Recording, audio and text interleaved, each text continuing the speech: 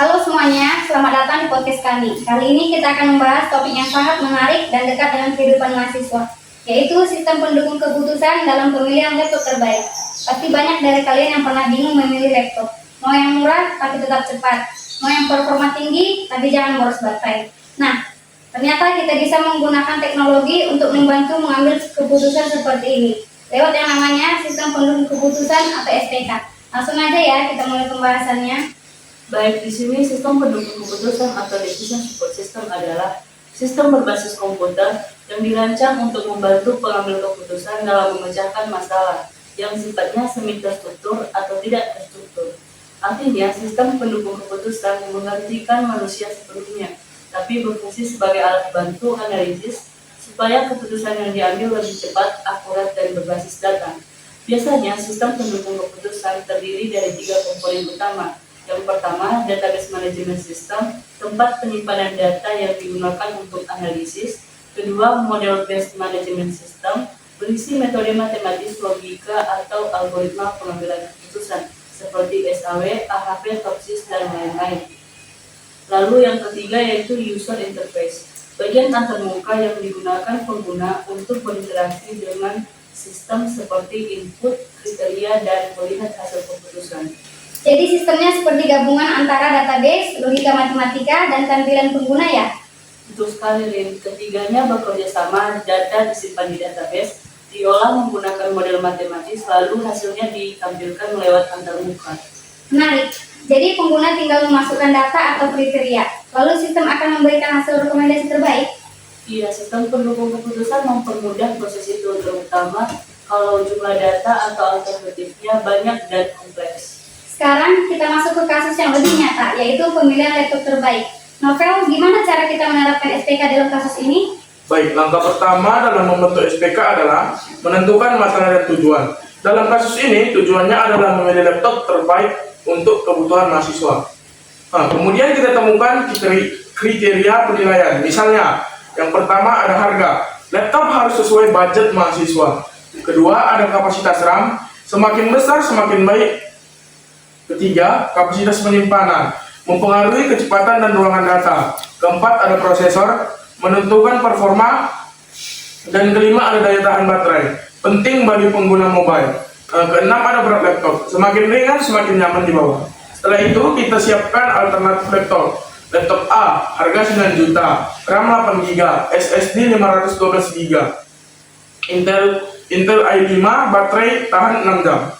Laptop B harga 13 juta, RAM 16 GB, SSD 1 TB, prosesornya Intel i7, baterai 8 jam. Sedangkan laptop C harga 7 juta, RAM 8 GB, HDD 1 TB, Intel i3, baterai tahan sampai dengan 5 jam.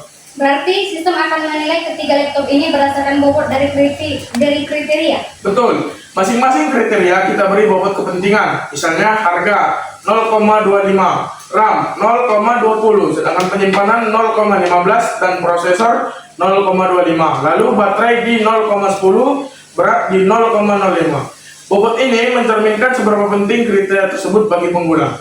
Nah, setelah data dan bobot ditentukan, bagaimana sistem mendukung laptop terbaik? Friendly, kamu bisa jelaskan metode yang digunakan? Tentu, dalam SPK ada banyak metode yang bisa digunakan, tapi yang paling umum adalah SAW dan AHP. Metode SAW, Simple Adaptive Weighting. Metode SAW sering disebut juga metode penjumlahan berbobot.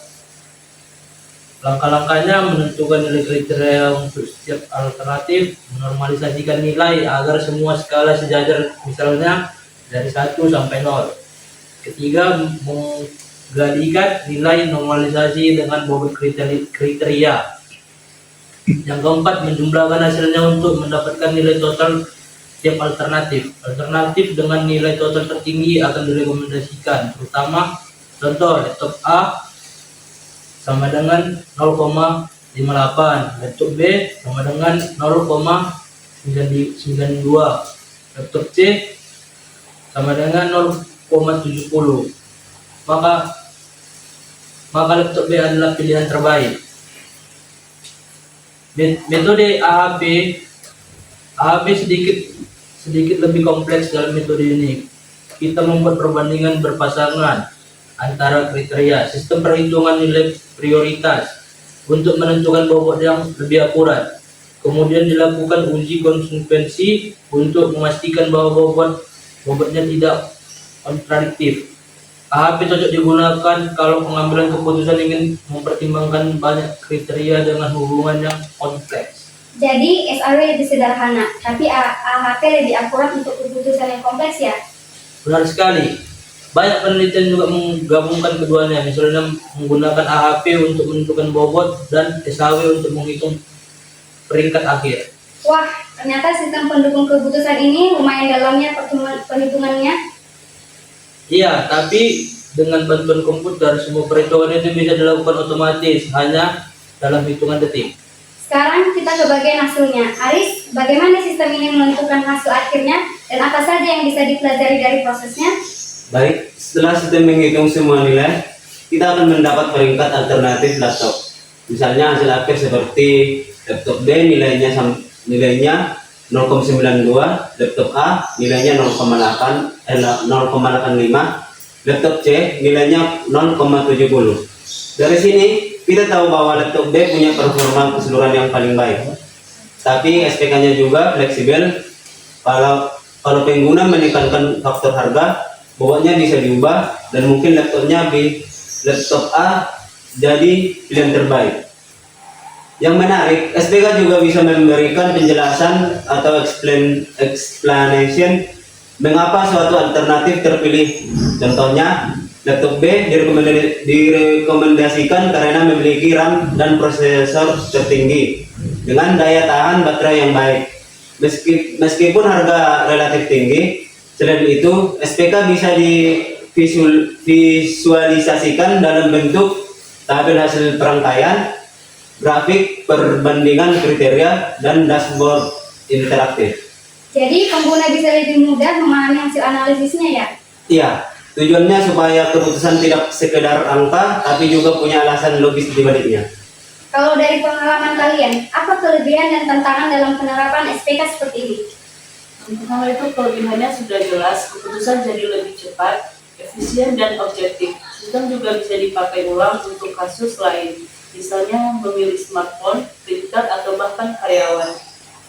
Tapi tantangannya ada di penentuan bobot. Kadang pengguna tidak tahu seberapa penting satu kriteria dibanding lainnya. Di situ perlu dilakukan analisis tambahan atau survei pengguna. Selain itu, akurasi data juga penting. Kalau data laptop tidak lengkap atau tidak terbaru, hasil SPK tidak meleset. Saya tambahkan satu aspek lagi, aspek integrasi teknologi. SPK modern sekarang bisa dibuat berbasis web ataupun mobile app, bahkan terhubung dengan API marketplace seperti Tokopedia atau Shopee, supaya sistem bisa mengambil data laptop secara real time. Wah, keren. Jadi SPK ini bisa terus dikembangkan mengikuti zaman ya? Betul, bahkan bisa digabung dengan teknologi AI seperti machine learning untuk rekomendasi otomatis berdasarkan preferensi pengguna.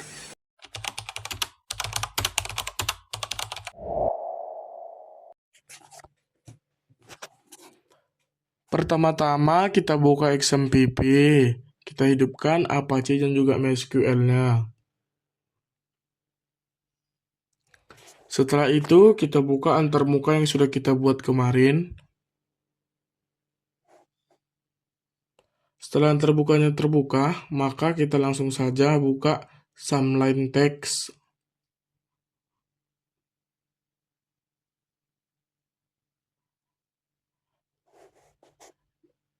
Di bagian Sumline Text, klik indeks HTML, kita copy codingan tersebut.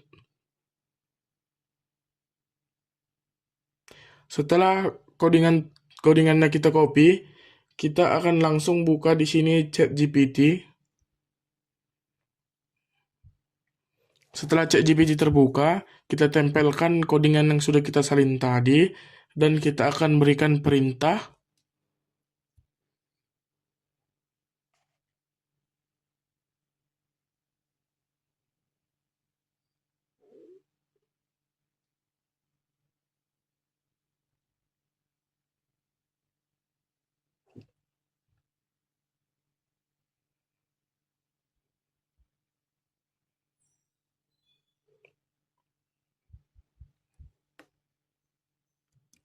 Baik, di sini perintahnya kita buat bagaimana membuat codingan login berikut terhubung ke database. Setelah itu, ChatGPT akan memberikan codingan yang dimana phpMyAdmin, MySQL, dan ChatGPT juga akan memberikan contoh dasarnya.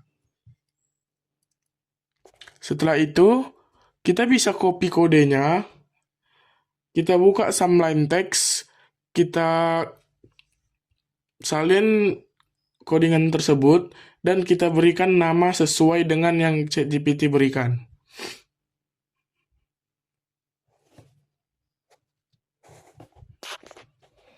Setelah semua codingannya sudah kita tempel, kita langsung buka antarmuka yang kemarin kita buat. Di sini kita akan coba untuk masuk. Di sini email tidak ditemukan karena kita belum mempunyai akun. Di sini kita akan langsung saja buat akun baru. Kita memasukkan nama,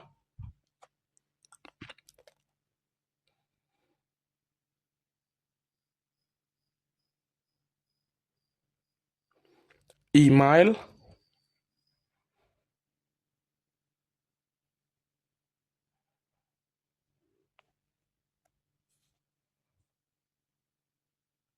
dan juga kata sandi.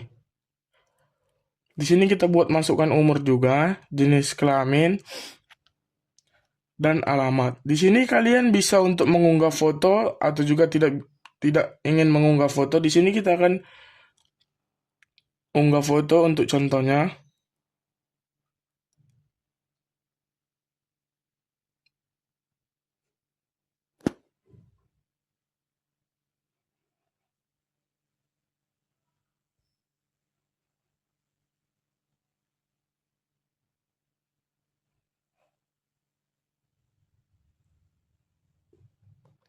Oke, setelah itu kita klik daftar sekarang.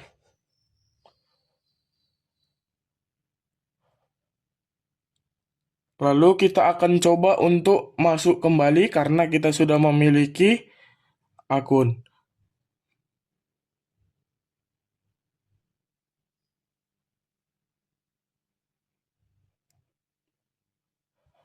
Oke, di sini kita masukkan tadi email dan kata sandi sesuai yang sudah kita daftar tadi.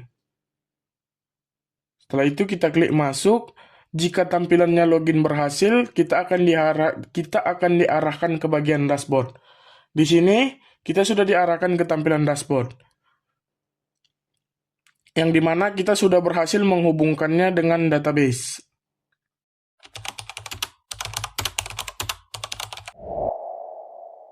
Baik, sebelum kita akhiri, saya meminta satu kalimat kesimpulan dari masing-masing.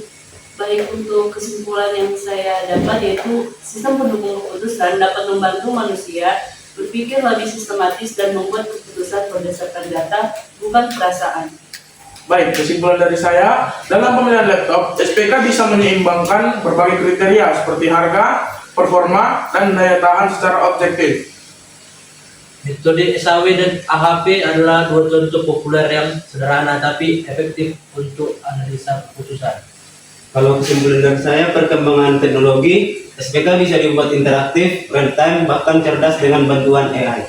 Luar biasa. Jadi kesimpulannya yang saya dapat adalah sistem pendukung keputusan bukan hanya alat bantu teknis, tapi sistem cerdas yang meningkatkan kualitas dan objektivitas keputusan manusia. Terima kasih untuk Dia Sauter, Novel, Friendly, dan Aris atas pembahasan yang luar biasa ini. Terima kasih.